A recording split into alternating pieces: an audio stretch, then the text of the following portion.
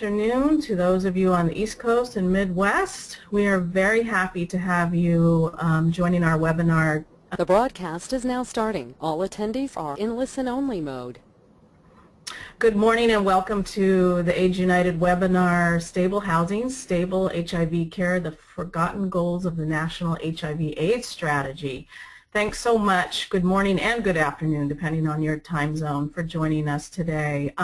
We'll be exploring the critical intersection of stable housing and improved health outcomes.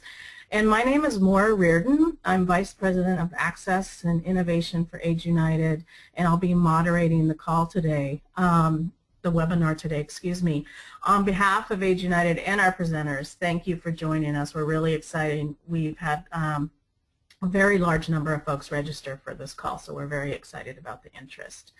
AIDS United, I'm going to tell you a little bit about the webinar, and then we will, within a few minutes, get going on the important part, which is our presenters. But I wanted to let you know that AIDS United is committed to promoting best practices and innovation in HIV care, treatment, and advocacy.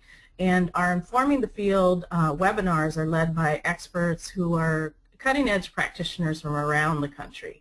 The topics range from access to care, healthcare reform, harm reduction advocacy, and retention and care, and many other topics as well. So we hope you'll stay tuned for future webinars.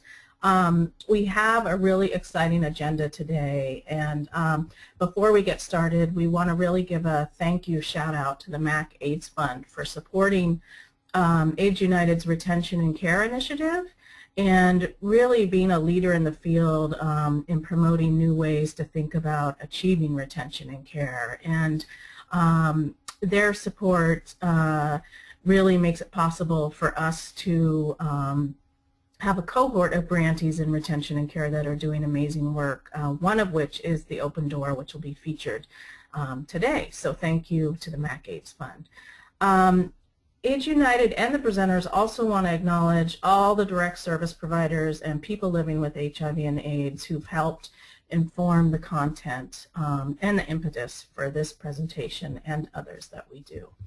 So some things to keep in mind for today's webinar. Once the webinar ends, there'll be several survey questions that are very brief that'll give us a better understanding of the kinds of folks and organizations that are on the call today, and this will really help us with future planning. So if you have a moment at the end, we would really appreciate you filling the survey questions out. All attendees are in listen-only mode. This webinar has way too many attendees for us to take questions by phone, but we do have the chat feature that you can use to submit questions or comments to presenters, and we will select questions and comments for our Q&A segment, which will come towards the end. If you're having any technical difficulties with submitting those through chat, you can also send those to the wonderful Melissa Donzi from AIDS United, who is kind of the technical brains behind today's call, and Melissa's email is on the first slide of the webinar, mdonze@aidsunited.org. And also for you to just keep in mind is that within the next couple days you'll receive an email with links to both of the presentations today and a full recording of today's webinar. So keep your eyes open for that. That'll be coming in the next few days. We are going to feature today the work of Dr. David Holtgrave of Johns Hopkins University and the Open Door in Pittsburgh. Each of them are going to present, and then rather than having Q&A in between presentations, we're going to hold it to the end. Open Door will follow Dr. Holtgrave's presentation, and then we will cut to our question and answer session. And Dr. Holtgrave needs to leave just a little bit early before 1, so we will start the Q&A with questions or comments for him, and then we'll hand it over to the Open Door. So at this point I want to introduce Dr. David Holtgrave of Johns Hopkins University. David is a professor and chair of the Department of Health, Behavior, and Society at Hopkins Bloomberg School of Public Health. He and his team, including the wonderful Dr. Kathy Malsby and Kriti Jain, are the evaluators for our Retention and Care Initiative, which again, the Open Door is part of. Not only is David one of the smartest and most insightful leaders in our field, but he's also one of the most humble and collaborative people I've probably ever had an opportunity to work with. So I am thrilled at this point to go ahead and hand it over to Dr. Holtgrave. Great. Oh, thank you so much, Maura, and I really appreciate that very kind introduction, especially coming from one of the great leaders in the field and a great friend. So, Maura, thank you so much. I really appreciate it, and also all of the wonderful work being done at AIDS United around linkage and retention and care.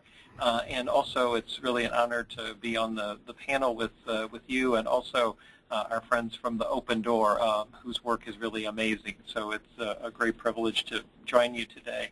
And I wanted to also say a thank you to Ginny Schubert and the National AIDS Housing Coalition. We do a fair amount of work related to HIV and housing here at Hopkins, but going back several years, have had a nice partnership working with the National AIDS Housing Coalition, looking at the evidence base around housing as HIV prevention and care. And it's Ginny Schubert that has really, over time, really kept up to date the literature and has just encyclopedically brought together all of the studies over time. And when I was asked to give this webinar today, I asked Ginny if I could use some of the materials that she constantly is keeping just up to the minute, and she graciously agreed. So I want to thank Ginny and to give an acknowledgement that I'll be using some of their materials. On the next slide, please. You'll see the first of several literature review slides, and I'm not going to go through all of the details on all of these slides. We can certainly make them available if people are interested. But just to say that the literature now has gotten to be quite voluminous and quite strong.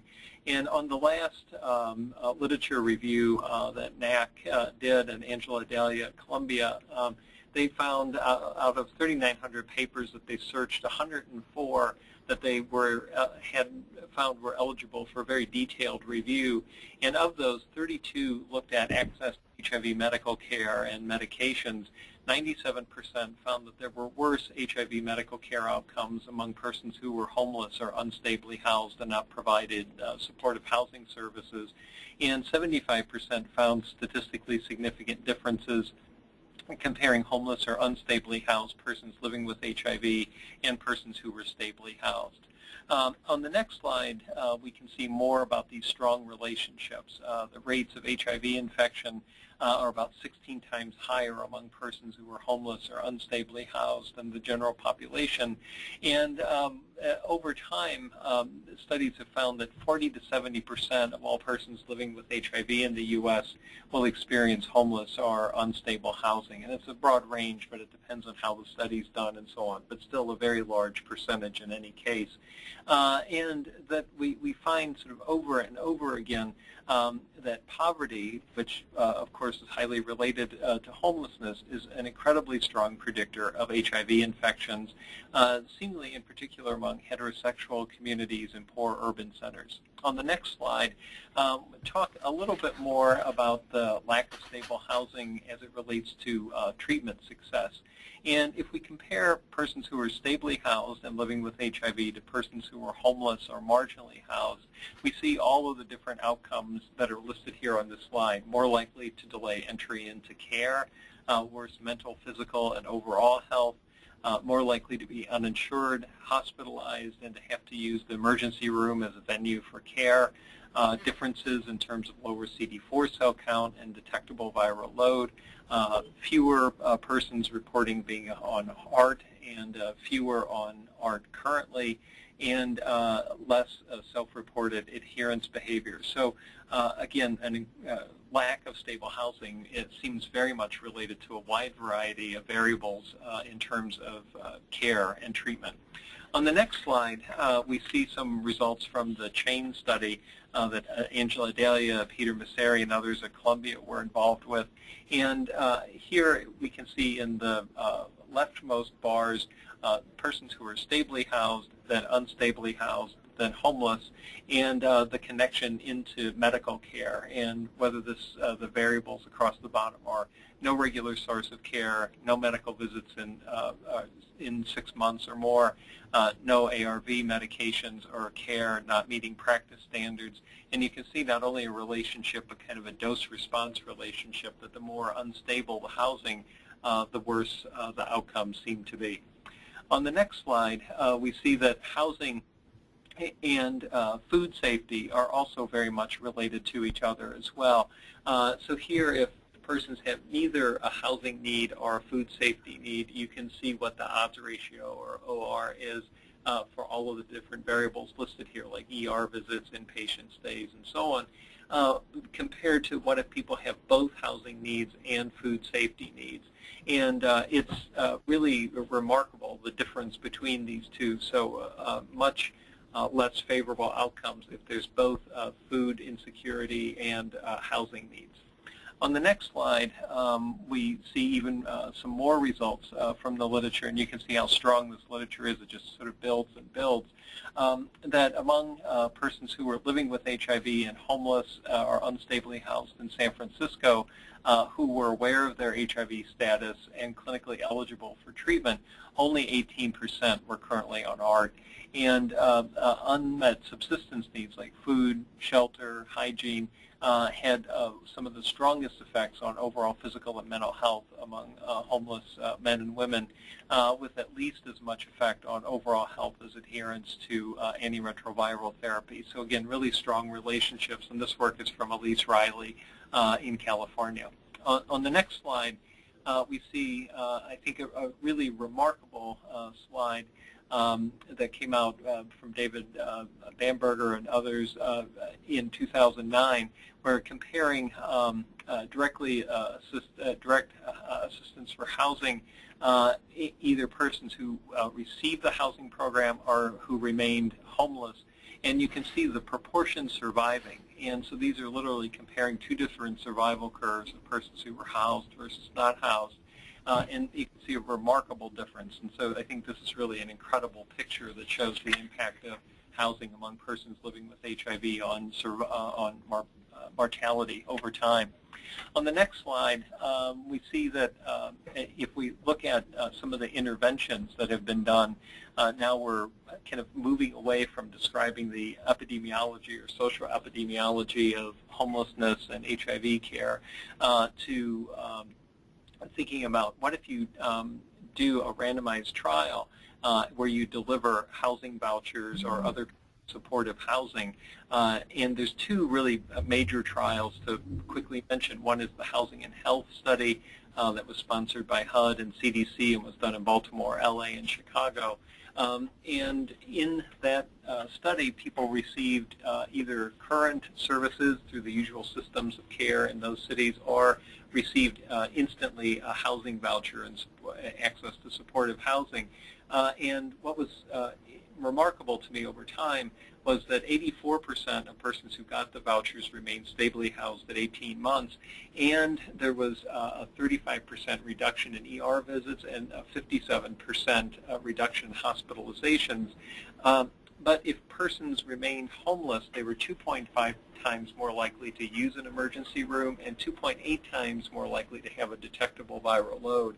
So it's really interesting to me that you can not only have an effect on getting housing and staying in housing over time, but actually an outcome related to detectability of viral load, which is incredibly important. The second major intervention study to mention was the Chicago Housing for Health study, and this was called CHIP for short, of course done in Chicago and by our friends Art Ben-Dixon and others there. And this was a randomized trial for chronically ill persons who were leaving the hospital. It actually went beyond HIV, but there was a subset of clients who were living with HIV. And for persons who were living with HIV in the study who got a housing placement, they were twice as likely at 12 months to have an undetectable viral load compared to persons who did not receive housing. On the next slide, I will just say a quick word about how this relates to the Care Cascade. So when we think about the fact that in the Care Cascade one can, of course, fall out of the system at any step along the way. And in New York, they did a really interesting analysis. So let's just go to the next slide. I think the picture really says it all. In this slide, they were comparing West Cascade overall, the New York City Cascade, which you see in sort of medium purple there, and then the New York City Cascade for HOPWA clients. And for clients who were enrolled in HOPWA-related services, you see really very much better outcome here. And so I think it's really a remarkable slide. Now, there's slight methodological differences in how you have to estimate these cascades differentially for the different areas of jurisdiction here, but still really shows, I think, an important impact of housing in the HOPWA program. On the next slide, we can go on and talk a little bit more about some of the policy and program implications of some of these interventions. I think that we want to make sure that these kinds of findings, whether it's the epidemiology of housing as it relates to HIV, or the results of H&H or the CHIP study, to make sure that policymakers know about the results of these studies and can inform the services, also can inform surveillance data, in that given the importance of stability of housing as a predictor for a wide variety of outcomes, I think it's very helpful to try and ask questions about housing status as routinely as we possibly can. On the next slide, we wanted to just say a quick word about the use of surveillance data in San Francisco, where they looked at factors related to linkage to care within 6 months of diagnoses. And the two that were critical for predicting failure to connect to services were lack of health insurance and homelessness. And if they looked at factors that related to failed viral suppression at 12 months, homelessness was a key factor there as well. On the next slide, we just wanted to say a word that the economic evaluations of some of the housing programs have been really strong as well, too. And since I've only got a couple of minutes left, I'll go through these very briefly. But just to say that in the CHIP study, they found that the services that were offered actually cost less than the medical costs saved in terms of other kinds of services that were not needed. So CHIP actually seemed to be cost saving. And on the next slide, we see that with the housing and health study, if you looked at how much did it cost per quality adjusted life year to receive those services, it was in the ballpark of $35,000 to $65,000 per quality adjusted life year saved.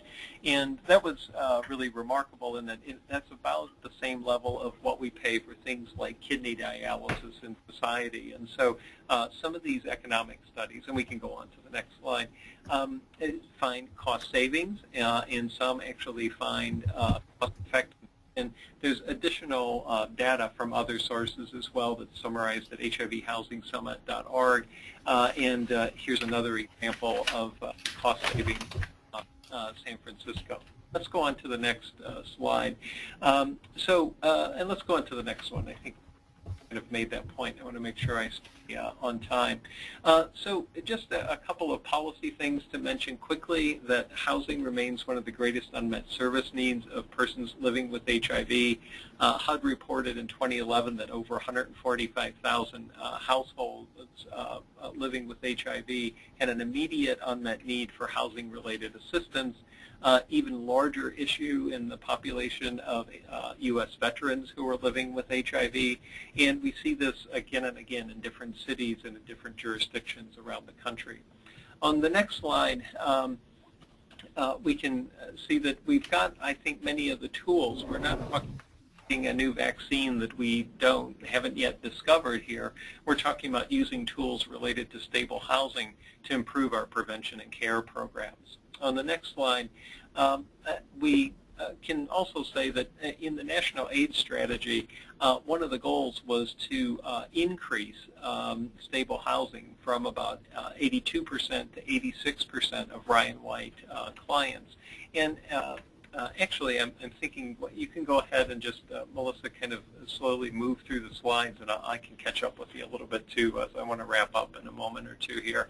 And on the next slide, we see that there was a national strategy as well to end homelessness in the U.S., and I think the national AIDS strategy and the strategy to end homelessness very much go well in hand with each other and are synergistic.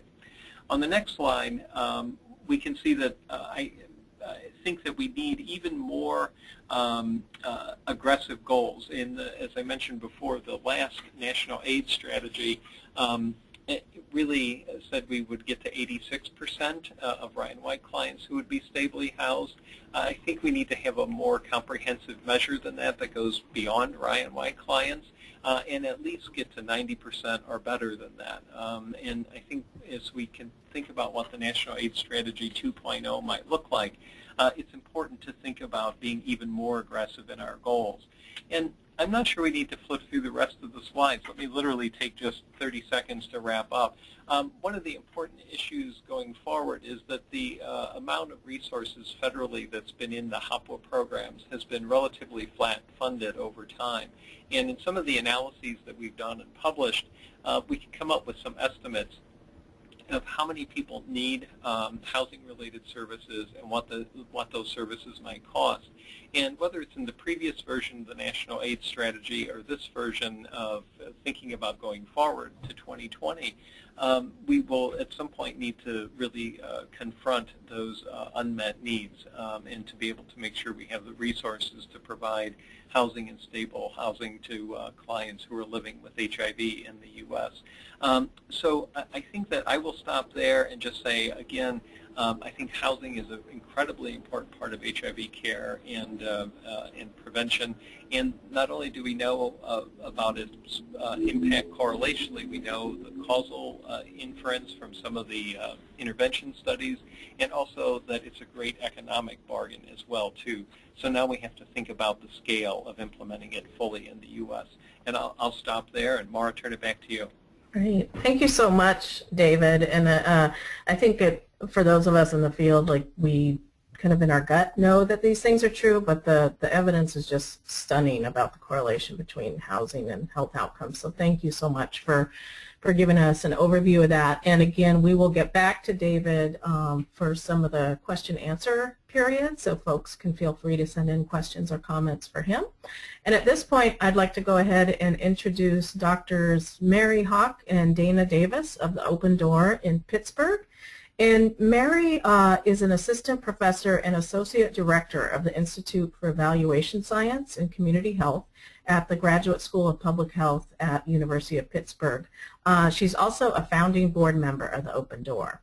And Dana is a social worker at the Positive Health Clinic at the Allegheny General Hospital in Pittsburgh, and is also a founding board member of the Open Door, as well as the current president of the board. And again, the Open Door, we are honored to have them as part of our retention and care grantee cohort, and very excited to hear about their work. So big welcome to Mary and Dana, and please proceed. Thanks, Maura, and thanks, Dr. Holgrave, for identifying really beautifully exactly why we started the Open Door due to all the barriers that our clients have in engaging in medical care when they have unstable housing or chronic homelessness. So thank you to all of you for joining the call. We're very excited to tell you about our program called the Open Door. And as all of you know, we've had treatment for HIV since 1996. And in our area, we had limited HOPWA funds as well, but we also had a subsidized housing program specifically for people living with HIV. Yet, what we found were there were still, in 2006, many people dying from HIV, and it was directly related to their unstable housing. And so that's why we opened our doors in 2006 to serve those people who are not eligible for other programs and who were also medically complex and in need of care. And just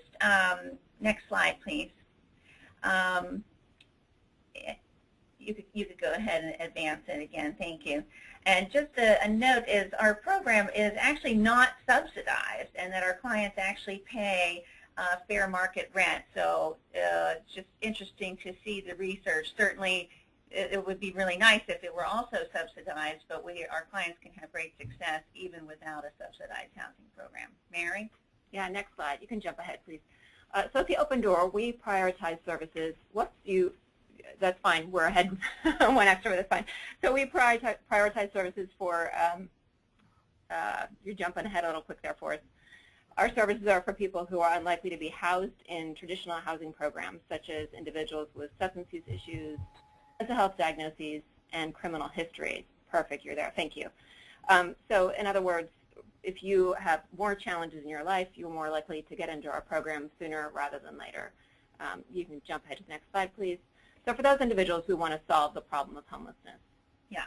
So our supportive housing program, our 15-unit building, sort of we feel is solving the homelessness problem. And then our representative payee program, we'd like to think is preventing the homeless problem in Pittsburgh. So for those of you who don't know, representative payee program, our residents' income is directly deposited into an account with our name, the Open Door, and then their name on it. And then we are responsible for paying their bills and providing them with budgeting, counseling, and spending checks.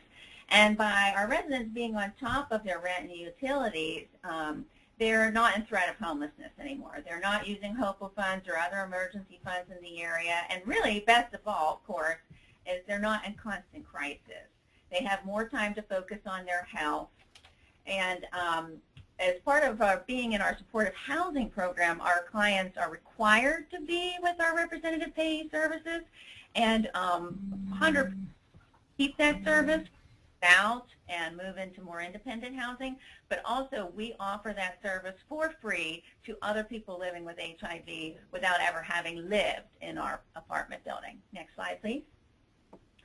So the staff that we have at our program are all peers, and mainly our peers provide weekly congregate meals, various groups and educational programs, quality of life events and outings.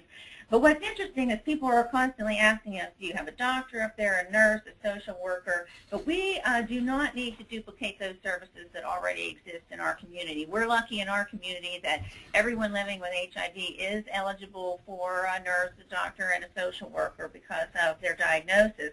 Our peers help our residents access those services that already exist in the community. They accompany them to doctor's appointments and other appointments like Social Security, and our peer staff model the behavior that providers expect at those agencies. But also our peers educate those providers that not all of our clients are going to be able to model that behavior and that that is okay. So we're doing a lot of basic life skills training at our agency. Next slide, please. So I apologize for the inaccuracy of our numbers on here, but we have served over 85 people since 2006 and separate and over 50 rep payee clients who may or may not have actually been living in our program at one time.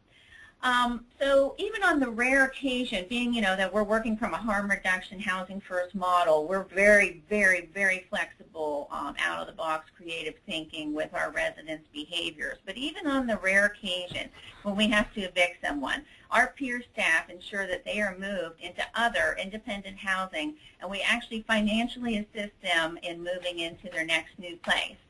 And they almost always keep the rep payee service at their new housing. And then the very day that someone moves out, the very next day somebody else moves back in. So we never have an empty apartment, and one of the reasons is because we have no security deposit and we have residents move into the apartment as is. Next slide, please. So as Dana just mentioned, our program is really built on two primary principles, harm reduction and housing first. Harm reduction, of course, means helping to move clients to the next lowest level of risk that's acceptable for that person. And housing first means that we're committed to getting people safely housed, and then we work on other stuff like retention and care because, as David mentioned, it's very hard to don't know where you're sleeping. So if you check out the papers we've published so far, which we'll address in a moment, You can see more about how we've operationalized harm reduction and housing first.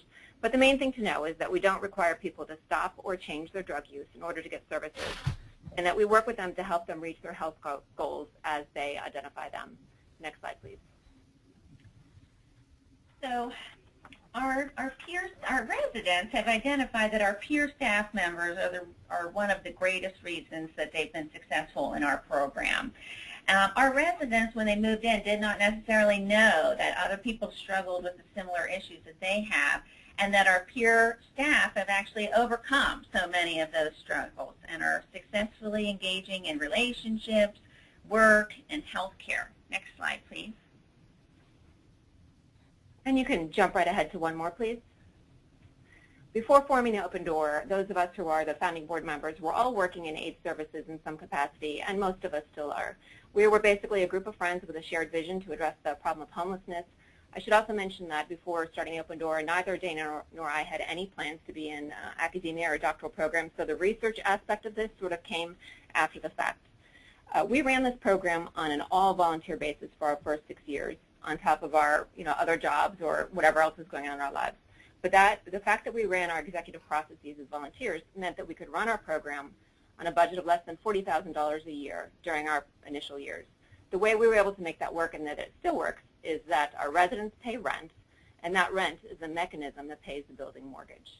And just, in case there are any funders out there, know that if we were able to get a capital grant to pay off the building mortgage, then those rental payments would instead go directly toward program expenses, which would be a huge, impact on our sustainability. Next slide, please. So prior to hiring our first executive director in December 2012, of course, the volunteer board handled all the administrative tasks for the Open Door. We recognize that this is really a lot to expect of volunteers, which is why we're so excited to tell you that at the end of this presentation that AIDS United has going to be providing startup funds for 2 different agencies to replicate our program without, hopefully have to be doing that as a volunteer for so many years. Next slide, please. So in addition to our all-peer staff, we also try to have a positive, empowering relationship with our residents. And one of our residents at all times is sort of like an advisor to the program, and they handle crisis-related issues when our staff are not there. Or sometimes they just handle things at like 5 or 6 o'clock in the morning. I know lots of our residents have a procedure at 7 a.m. and somebody really just needs to knock on their door and make sure they're up in time for someone to come get them. These things like de-escalating arguments in the hallway and stuff are things that our resident advisor does, and for that they get the larger apartment and other small perks and incentives for their extra effort. Next slide, please. We really cannot emphasize how Nate and Yvette were our first 2 hires and have been with us from the beginning, and they have run the program since 2006.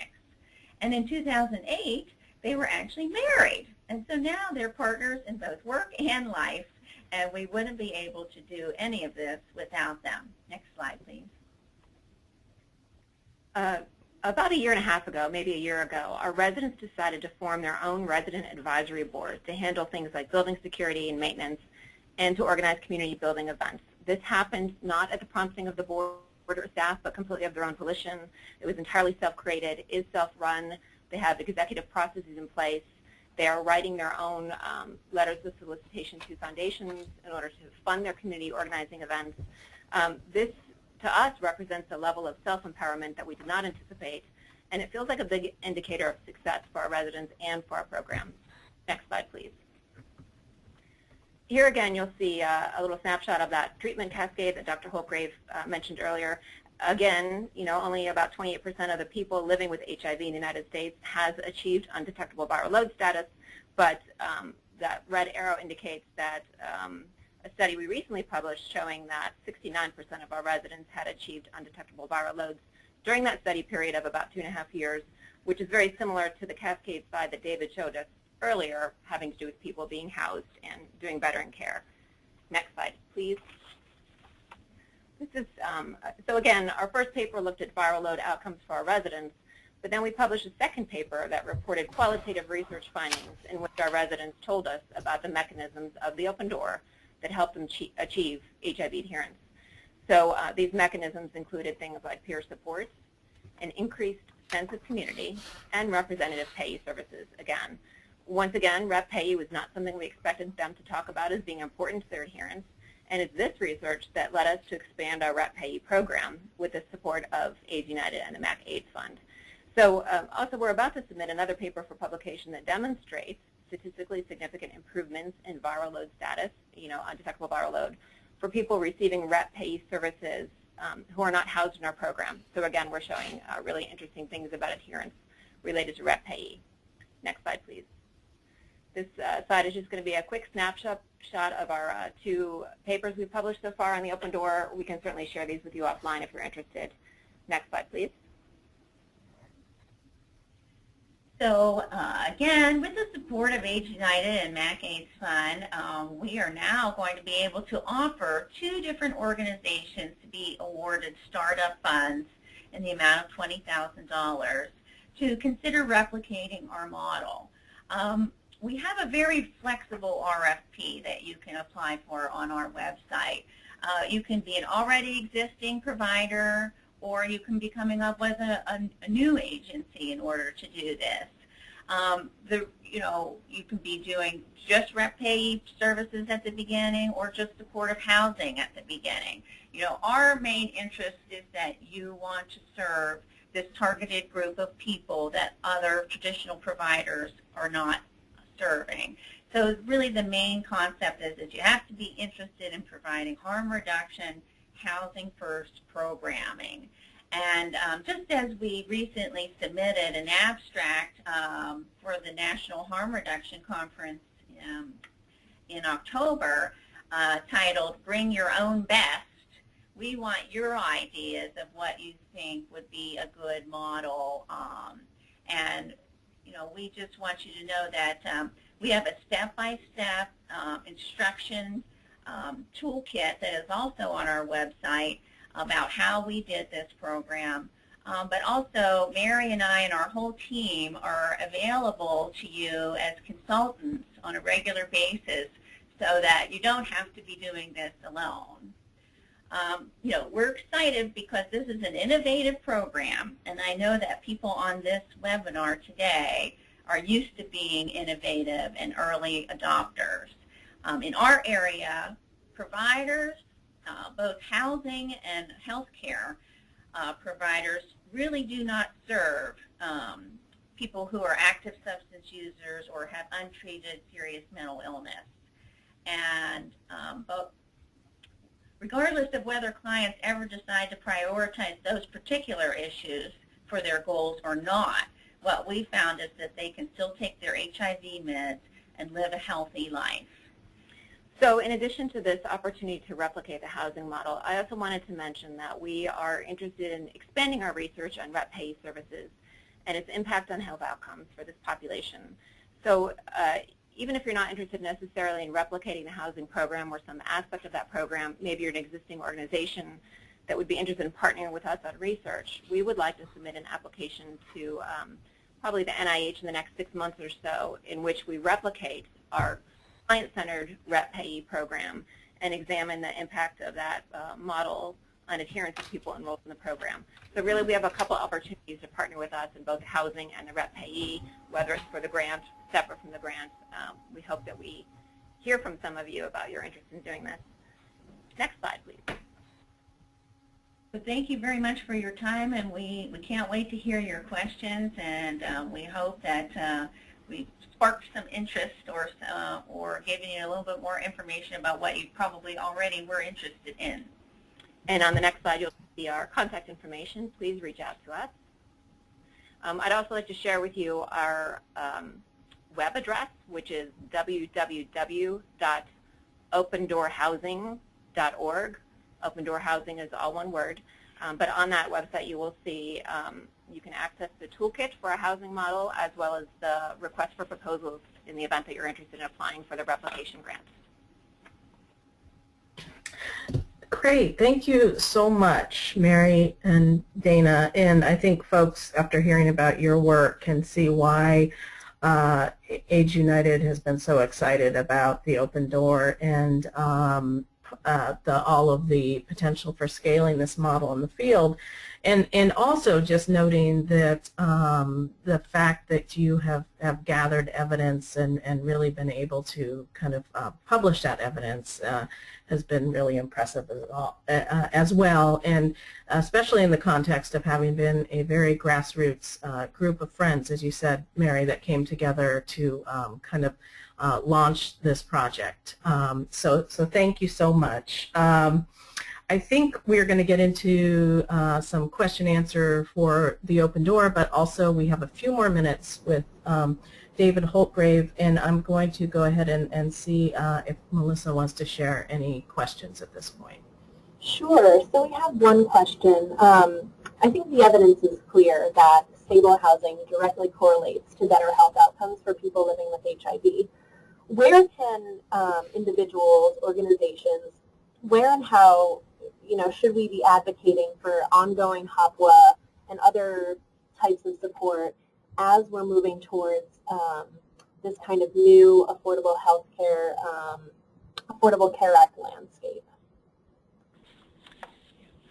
So this is David. I'll start, and my friends at the Open Door or Mara may want to comment on this as well too. I think a great initial place to start actually is with the National AIDS Housing Coalition. So if you go to www.nationalaidshousing.org, they have a great website, and one tab on that website is the policy toolkit that they keep up to date with regard to policy issues on HOPWA, and also usually publish every year their community thoughts about unmet housing-related needs. And another website that's related to National AIDS Housing Coalition is www.hivhousingsummit.org. It's hivhousingsummit.org. And there, what is published is about every 2 years, there's a housing summit that brings together the best evidence in terms of program experience and scientific evidence on housing issues. And a fair number of those discussions relate to things like policy issues that you're bringing up, and some of the analyses are presented often at that conference. So the Housing Summit conference gets well summarized there. So I think if you're looking for one convenient place to start, I might recommend those two related websites as a place to go. I don't know, Mara or Mary or Dana, if you have other thoughts about that issue. David, thank you. This is Maura. I think that was a great answer, and you covered what I would have offered. And we will loop back with the open door. But David, before you need to leave, you did an incredible job of condensing a lot of information into your exact allotted time. So I wanted to see if, having heard from the open door, if you have anything else that kind of struck you or you'd like to add before you have to step out. Well, I just wanted to really applaud again the Open Door project. I think the evidence that's been developed there, not only the contributions of the program to the lives of the clients receiving the services, but also doing the implementation science of evaluating the interventions and publishing those findings so that it adds to the evidence base and other people can use that in their advocacy efforts and also in their program planning efforts is great. And I think that another really incredibly important finding from the Open Door was how just essential it is for clients to be able to help shape the programs themselves, and also to be able to participate in the management of the programs, and the peer aspects of the services was incredibly important, I think, to the success. And so I just wanted to say again, congratulations to Mary and Dana and our other friends at the Open Door on what you've achieved.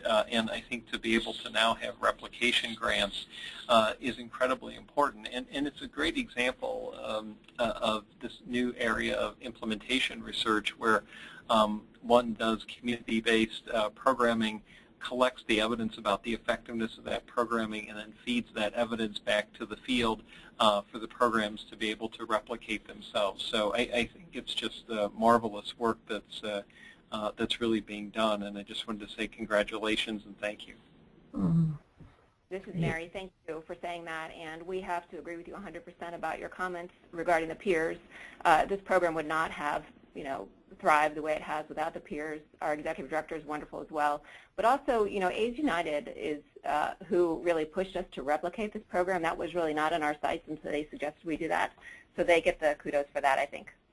Oh, well, thank you, Mary.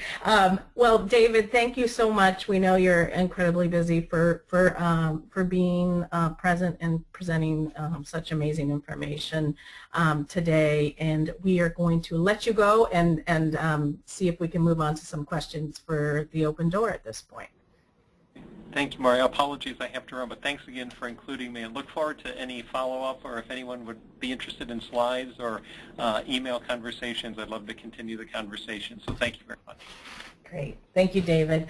And Melissa, do you want to shoot a couple of questions to the Open Door folks? Sure. We have a couple questions about folks looking for clarification about the impact that past incarceration has on the eligibility for housing programs. I'm wondering, Mary or Dana, if you could talk a little bit about maybe incarcerated folks who are, or formerly incarcerated folks who are enrolled in your program, and what that experience has been like, if they are eligible. If you could just talk a little more about that. Sure. Yeah, that's a great point, and part of the reason for the need for a harm reduction housing program is that almost all of our residents do have a criminal background history, and that would automatically make them not eligible for more traditional housing programs, but also just for regular fair market rent. Landlords do regularly do both a criminal and credit background check, and so just getting your own apartment, independent housing, even if you don't need the supports, is incredibly difficult. So what's been great for us is that actually makes you more, the more criminal background issues you have, the more eligible you are for the Open Door, because the more barriers you have to other more traditional housing programs. And so what we do during that time period while they're staying with us is build up good credit histories and have a good landlord reference for them, so that when we actually have our peer staff take them to their apartment search, we can both tell them what a great tenant they've been, show that they have a representative payee that will continue to pay the rent, and show that they owe no back money to utilities or landlords. Great. We have a question. Someone is curious about how residents are able to pay market rate rents, given the fact that this program doesn't provide rent subsidies. Could you explain a little bit the nuances of that? Yeah, I mean, it's very, very tough. I mean, unfortunately, it's something that people on SSI and SSDI have been facing for years. There's just not much subsidized housing available to anyone who is living in poverty and has a low income. And so our rents, although supposedly we could charge more for the apartments that we have, our rents are $350 to $500 a month, depending on our clients' incomes, and the least amount of money that our clients make is around $721 a month on SSI. So you can see that is, easily half of their income is going to rent. So it's not affordable, but unfortunately it is what exists in our world as far as rent available to them in our community. The other thing is that the housing market in Pittsburgh is pretty inexpensive. We certainly recognize that this model would not work where rents were even more expensive. So we have some folks on the call who are actually in the process of creating a housing model very similar to yours. And so they're really excited to be on this webinar and hearing about all these great resources. And they have a question. They're in the process of going before zoning and holding community meetings. And so they're curious, do you have any advice on how to garner neighborhood support for this kind of model? I'm sorry, where is this housing program coming from? This looks like the Albany Damien Center. Oh, great. Well, it'd be great to talk with them after the fact. We'd love to, just discuss, just share back and forth our best practices and ideas and hear what they're doing and learn from their experience. I'll just start this and Danny can chip in. It sounds like you're talking about NIMBYism, the whole not in my backyard thing. I will say that NIMBYism is sort of a privilege of the middle or upper class. We're in a rough neighborhood, so to speak, and it's sad to me that not everybody has the privilege of saying, I don't want a program there, but we are in a neighborhood that's a little bit run down, and people there, unfortunately, don't have the position to say, that just wouldn't happen, I don't think. Dana, do you want to? Well, at the risk of being too honest, I think we knew that when we chose that neighborhood and we took advantage of that. The good thing about, we knew that we wouldn't experience that most likely, but the good thing about us being there is that now what was always a rundown apartment with problematic clients now has great supports, and now that we're already there, we do have a lot of community support because people have seen how successful we are, and we do a lot of collaboration, not just with neighbors, but with the the other community service organizations in the area. So, but it was an after-the-fact situation. We did not ask permission before. We should also point out that we would love to be in a gorgeous, our residents really deserve more than we're able to give them at this point.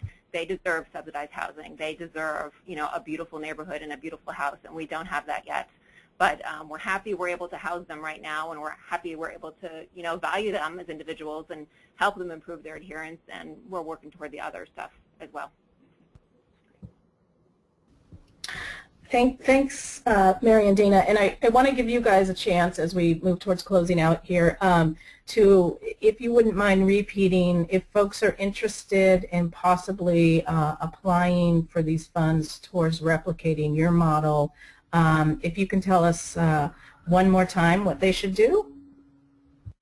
Sure. They can visit our website, which is www.opendoorhousing.org. Open Door Housing is all one word. You'll see on the website there's a link to the RFP and also a link to our toolkits, which will be finalized later this week, again, thanks to our friends at AIDS United and MacAIDS Fund. I also would ask that you, reach out to us. We'd love to talk more with you about what we're doing. Yeah, there's our contact information. Jot that down. Just let us know if you have any questions. Great, thanks so much, Mary. And I want to acknowledge as we move towards closing out here that this has been a really fascinating and exciting model today. And of course, always hearing from Dr. Holtgrave on housing is a great opportunity. But I also think we want to acknowledge all the other leaders in the field around HIV and housing and the amazing work that you're doing. We are highlighting our grantee work in these webinars, but we know that there are other groups, whether you're a small organization or a national organization, that are doing incredible work around housing, and we applaud you and thank you for your work and look forward to further collaboration with you at AIDS United. I want to thank all of you for joining. I want to thank our presenters so much. I want to encourage you, if you can quickly fill out those couple survey questions, it would be really helpful for us as we plan further webinars. Again, Watch your email. There will be a link in there to the presentations and the recording of this webinar. And also AIDS United will have a copy of the Open Door toolkit, even if you're not interested in pursuing the replication funding. If you just liked a really great document on breaking down how to do this kind of programming, that will be on our website by the end of the month, end of July. And we hope that you will join us for future webinars informing the field from AIDS United to kind of keep interesting conversation and innovative models that are exciting in communities all over the U.S. Out in the forefront. And thank you so much for joining us today. And I think we're going to go ahead and end our webinar. Thank you.